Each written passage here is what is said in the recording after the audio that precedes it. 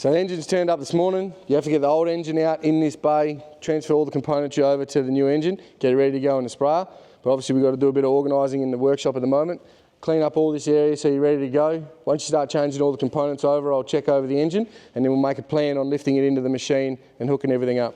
Yep. You know that? Yep.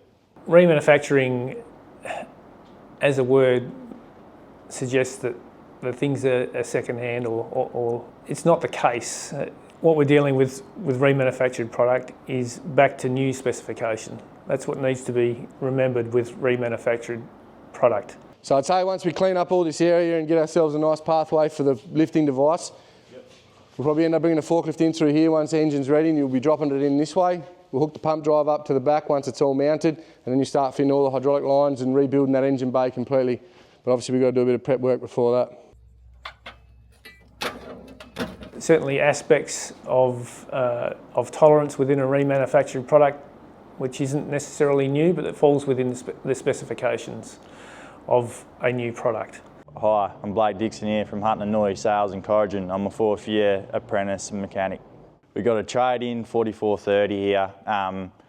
We were doing a service on it and realised that the engine was a little bit tired. So we got a brand new, Reman one here, so it's ready for the customer.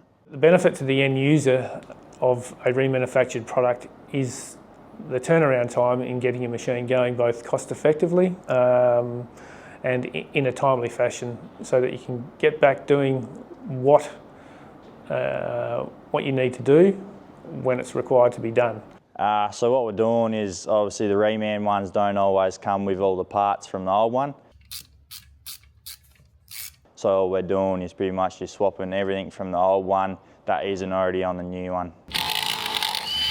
If you're going to be down because you're one waiting on an expensive brand new item to replace something that is broken, when you could practically be going by using a remanufactured product that is available, either in our stock or in our depot stock, then it has to be for the end user to weigh up where the cost benefit is there. But generally speaking, if you are desiring a $1 million piece of equipment to be running when it needs to be running, and that's in seeding and in harvest, then it's paramount that you get the part to replace the broken part as soon as possible, and remanufactured part availability enables that to happen both from a supplier perspective, from a dealer perspective, and the end user perspective far more readily and cost effectively than many times a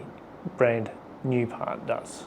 So we'll jib it up with a few slings so it's nice and secure, and using the forklift, and we'll just slowly pull it in and lower it down into its position. Reman components are available for pretty much the gamut of Case IH product. So you're talking flagship combine harvesters, the SP sprayers with their wheel motors, with their engines, the electrical products, so the alternators, starter motors, Reman turbochargers on tractors, so the Steiger, the Magnum. It's across the board really, and it's coming full circle to the extent that Reman product is not just about your engines and your motors and your high-end equipment, if you want to call it that. There's the high value components that they're remanning now with high wear material, such as transition cones on the combine harvesters. They are now available as a remanufactured product with high wearing